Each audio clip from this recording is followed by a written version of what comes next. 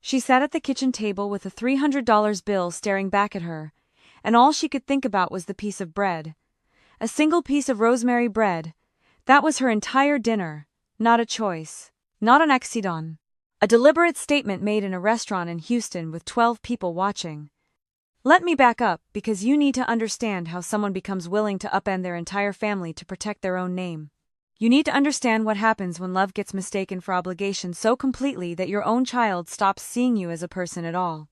Her name is Patricia. She's 78 years old. She lives in a pale yellow house on Braeswood Boulevard. The same house she and her husband Robert bought in 1972, when interest rates were reasonable and people still believed their children would take care of them in their old age. Robert passed 7 years ago. A heart attack on a Tuesday. He was trimming hedges. She never got to say what she wanted to say. It's the kind of regret that sits permanently in your ribs. What she did have was a son, Michael. A good son, she thought. A son who owned a catering company. A son who struggled with cash flow, the way most business owners do, constantly, desperately, and always one large client away from potential disaster. 31 months ago, Michael called her with the kind of request that seems temporary when you're in your 70s and you still believe in the word temporary. He needed $4,800 every month, just for 6 months. Just to cover the equipment lease while they landed a couple of big contracts. He was specific, he was earnest, he was her son.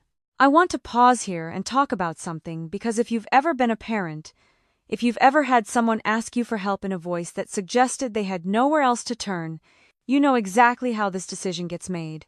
It's not actually a decision. It's a reflex. You say yes before your brain even registers the math. You say yes because you're supposed to. You say yes because he's your son. Patricia said yes.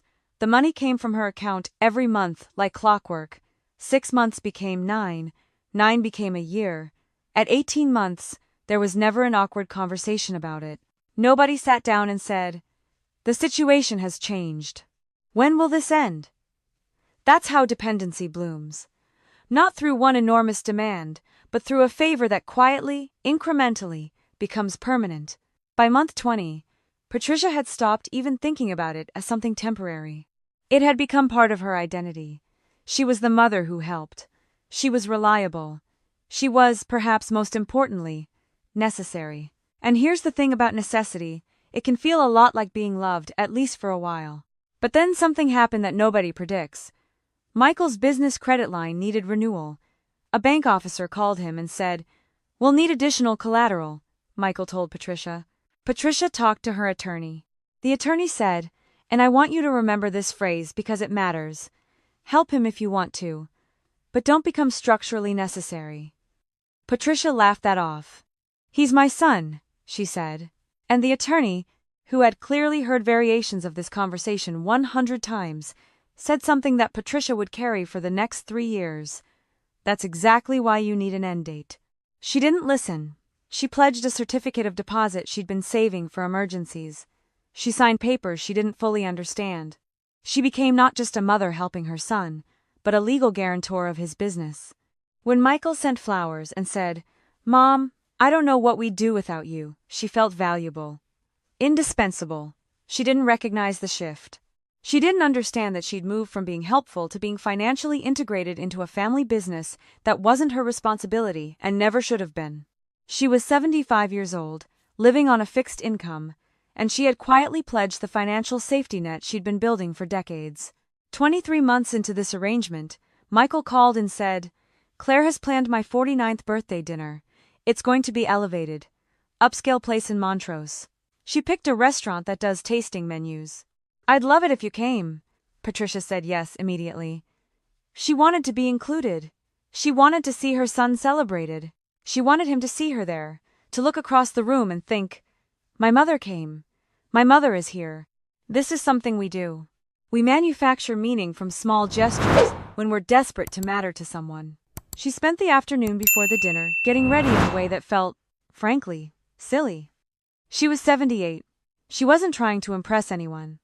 But she went to the salon anyway. She had her hair set. She put on the navy dress she'd saved. She wore the pearl earrings Robert had given her for their 30th anniversary. She looked in the mirror and thought, "He'll be glad you came." He'll be glad you tried.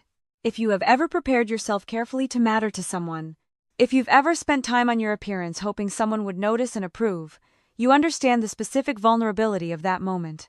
You understand how easy it is to hand someone power over you. She arrived at the restaurant at 6:20 p.m. The restaurant was exactly what Claire had described. Elevated, expensive, the kind of place where the servers moved like dancers and the lighting made everyone look both more beautiful and more fragile than they actually were. There was a glass chandelier. Patricia noticed it because she would think about that detail in a completely different context only a few hours later. Michael was already seated. Claire was arranging place cards. When Claire saw Patricia's dress, her face registered something between surprise and disappointment. "Oh," Claire said. "You wore that one?" "Yes," Patricia replied. Claire kissed the air beside Patricia's cheek, not actually touching her, not quite, and turned away to adjust a napkin. That should have warned her, but mothers have become very good at translating small moments of dismissal into harmless things. "She's busy. She's hosting. She's just distracted." We do that because we've trained ourselves to believe the alternative is too unbearable. There were 12 people at the table. Claire's parents, Claire's sister, cousins, friends from the business world, Michael, Claire, and Patricia. The menus appeared and immediately disappeared. Claire had orchestrated the entire meal in advance. Patricia learned later that there were 7 courses planned. 7. She would see perhaps one of them. The plates began arriving, each one more elaborate than the last. Butter-poached lobster, a steak cut thick and dressed in truffle sauce, scallops that looked like little jewels, a seafood tower so impossibly constructed that Claire's father actually applauded. The conversation hummed. People clinked glasses. Patricia watched the performance of other people's enjoyment. And then the waiter reached her. He checked his tablet. He looked confused. "Ma'am, I don't have an entree selection for this guest." He wasn't accusing. He was just stating a fact. Claire answered before Patricia could respond. "Oh, she won't need one." That's all she said. Not kind, not unkind. Just a statement delivered with the certainty of someone announcing a fact everyone already knew.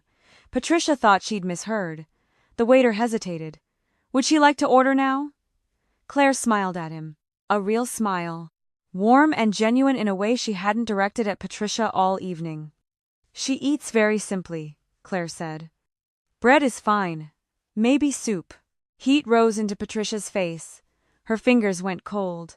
Her stomach made a sound that only she could hear. She looked at Michael. He had heard everything. He was looking directly at her. For 2 seconds their eyes met. Then he lowered his gaze. "Yeah," he said quietly. "Mom doesn't need all this." 2 seconds. That was the entire duration of his acknowledgement. That was everything he had to give her. The waiter, embarrassed, asked if Patricia wanted to see the menu. Before she could answer, Claire said, "Honestly, she'll probably complain about the prices." A few people smiled. Polite little smiles. Almost worse than open laughter. "I want to tell you something."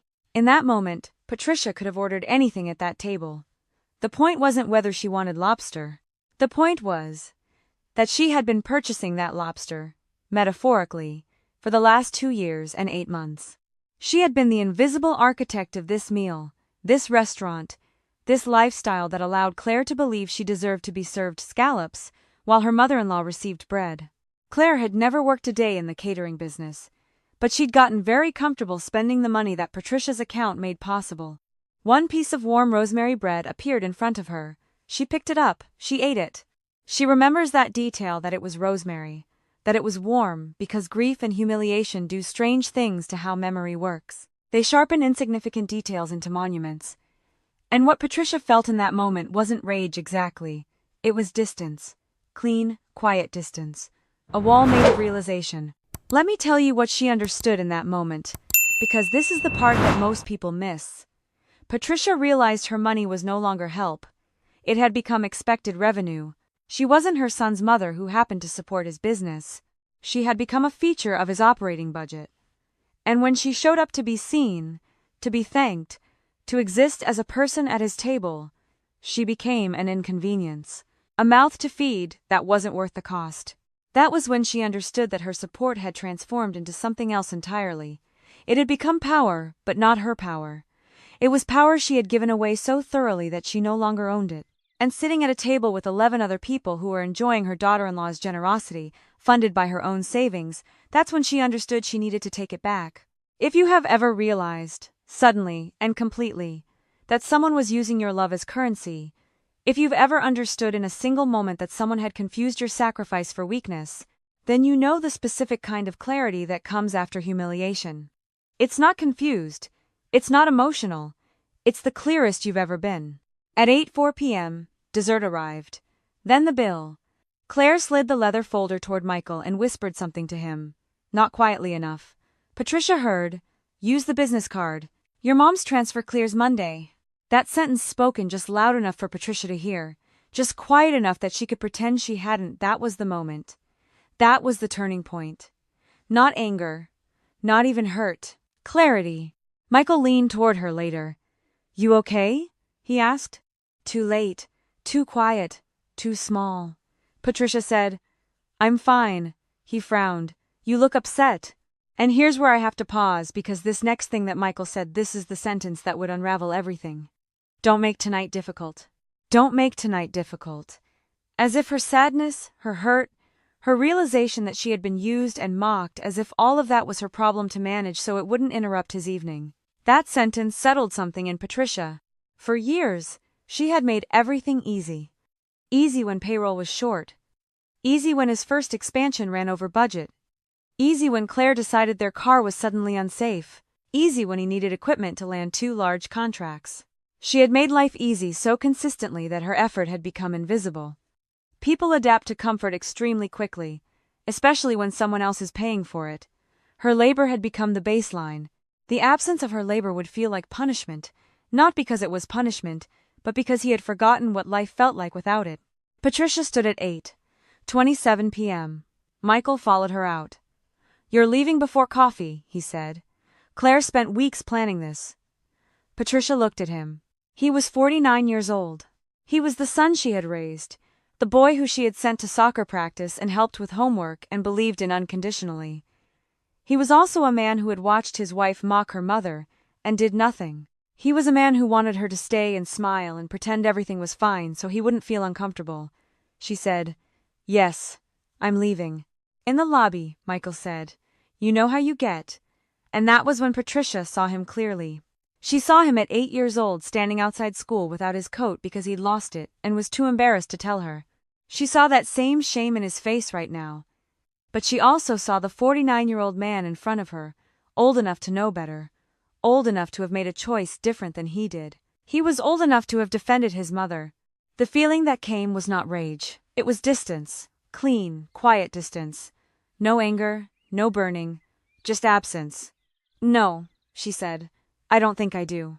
He lowered his voice. Claire thinks you've been taking things personally. Patricia considered this. It was true. She had taken it personally, but not in the way he meant. She said, That may be true. His shoulders relaxed. He thought she was surrendering. He thought this was the moment where she'd apologize, agree to come back in, enjoy coffee, and make everything easy again. So she added, But I'm going to stop putting myself in situations where I have to wonder. His face changed. What does that mean? The valet brought her car. Patricia looked at her son one last time. It means happy birthday, she said. At 8:51 p.m., she pulled into a pharmacy parking lot because her hands were trembling too much to drive home safely. She sat in her car with the engine off and the windows cracked, and she called her attorney. Not to ask, how do I hurt them? Not to ask, how do I punish them for this? But to ask a cleaner question. What can I legally stop renewing without breaking anything I've already signed? That distinction mattered to her. She wanted to know what she could do that would be legal, that would be clear, that would be her exercising agency, not acting out of rage. Her attorney said they would need to review the documents. By Saturday morning at 10 a.m., the answer had come. The equipment payment came voluntarily from Patricia's personal account. She was not a party to the lease. She could stop paying future installments immediately. The business credit line was different.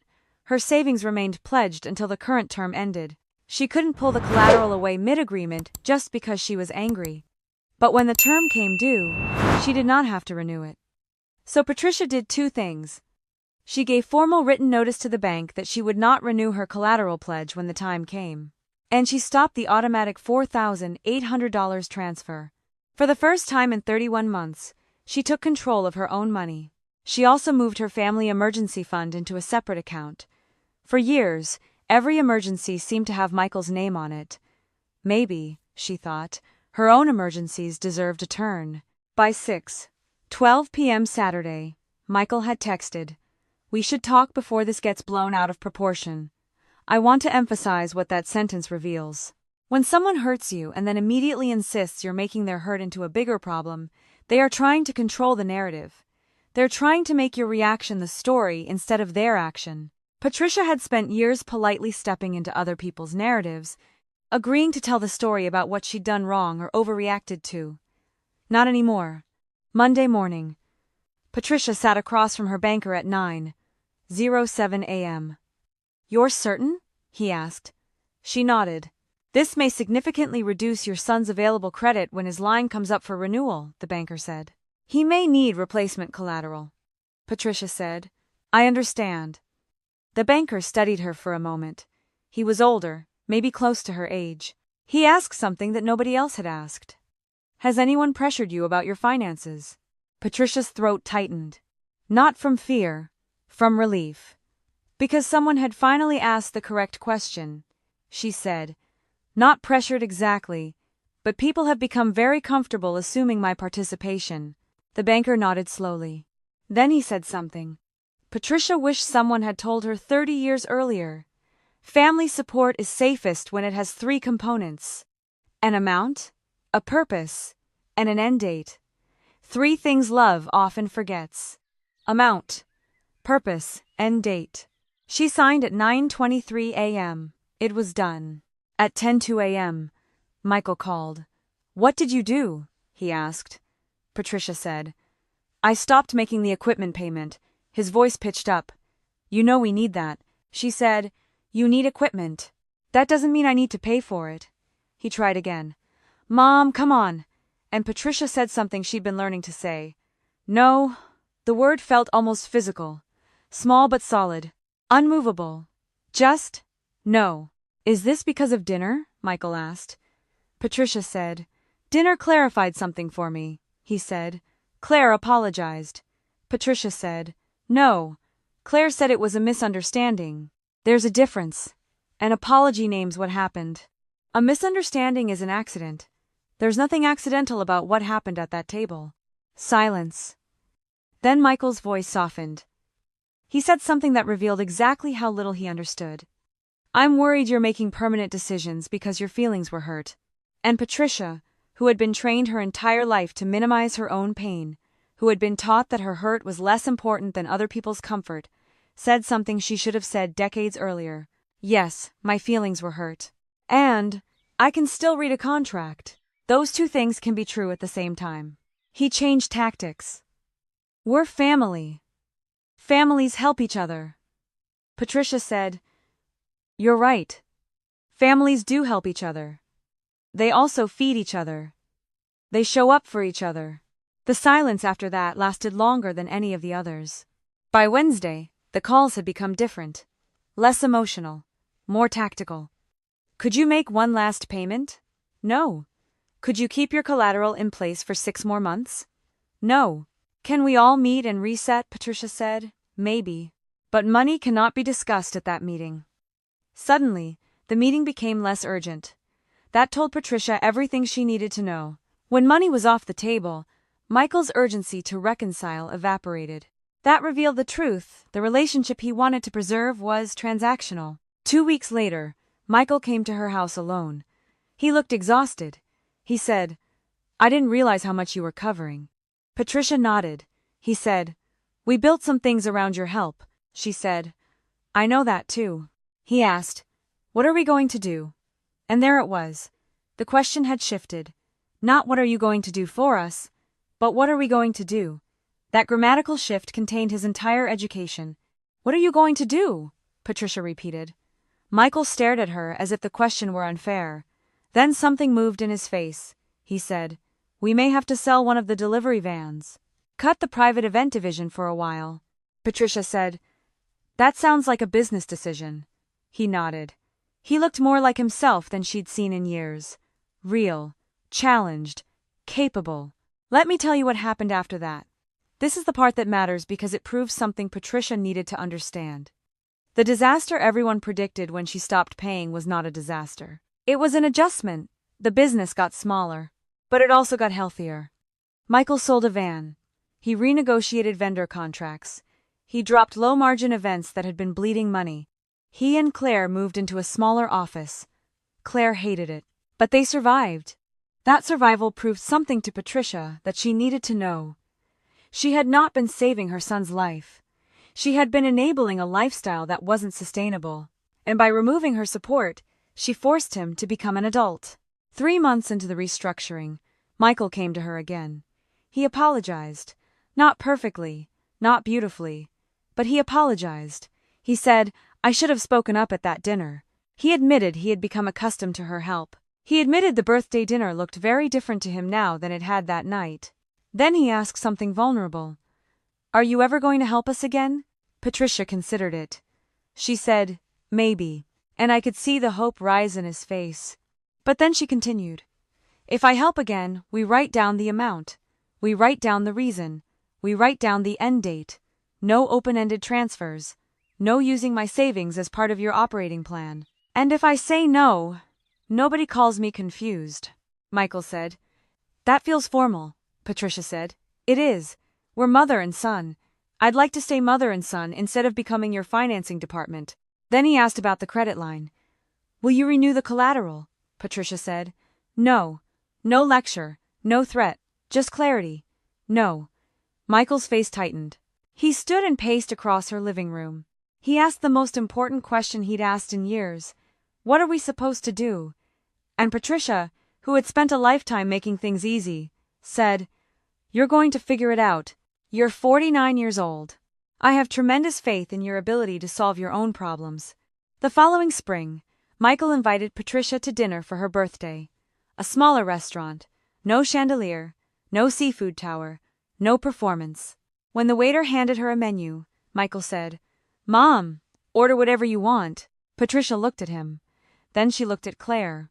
Claire looked away. Patricia ordered salmon. Roasted potatoes. Lemon cake. Nothing dramatic. Well, maybe the cake. When the bill came, Michael reached for it. Patricia did not reach over his hand to stop him. She let him pay. Outside, he walked her to her car. "Are we okay?" he asked. Patricia considered it genuinely.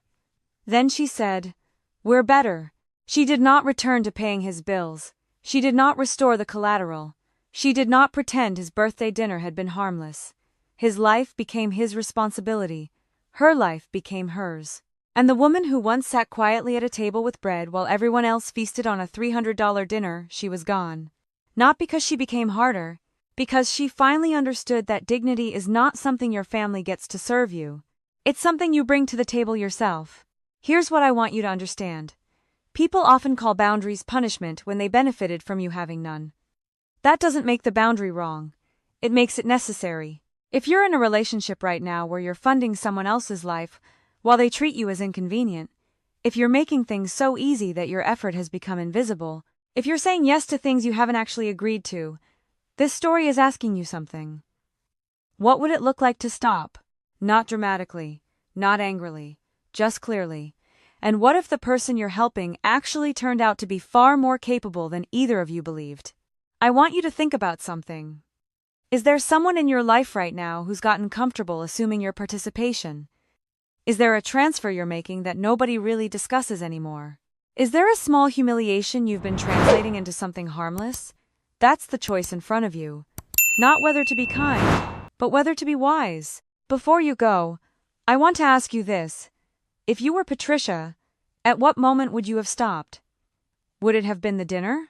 Would it have been earlier? Or would you still be making those payments?